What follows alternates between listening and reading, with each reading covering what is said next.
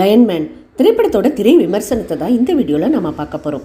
சாதனை படிக்க துடிக்கும் ஒரு விஞ்ஞானி சாதாரணமாக இருந்து விட்டால் அவன் கனவு கடைசி வரை கனவுதானா அல்லது நினைவாகுமா?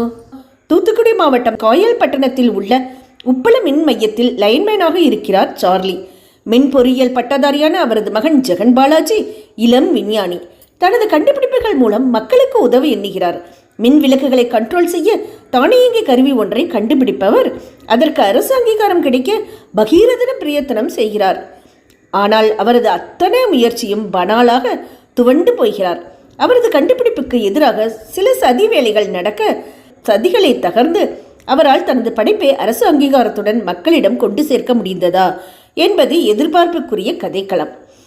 உண்மை சம்பவத்தை மையமாக கொண்டு உருவாக்கப்பட்ட திரைப்படம் என்பது இந்த படத்தை மனதோடு நெருக்கமாக்கி விடுகிறது. கதையின் நாயகனாக நடித்திருக்கும் ஜெகன் பாலாஜி நடிப்புக்கு புதியவர் என்றாலும் அந்த கேரக்டரில் தன்னை வெகுவாக நிலைநிறுத்தி கொண்டு விடுகிறார்.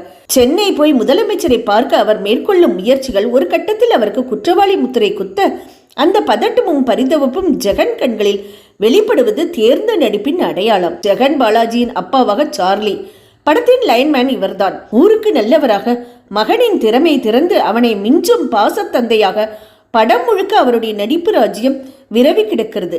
கலெக்டராக கொஞ்ச நேரமே வந்தாலும் அதித்தி பாலன் தன் இருப்பை அட்டகாசமாக பதிவு செய்து விடுகிறார்.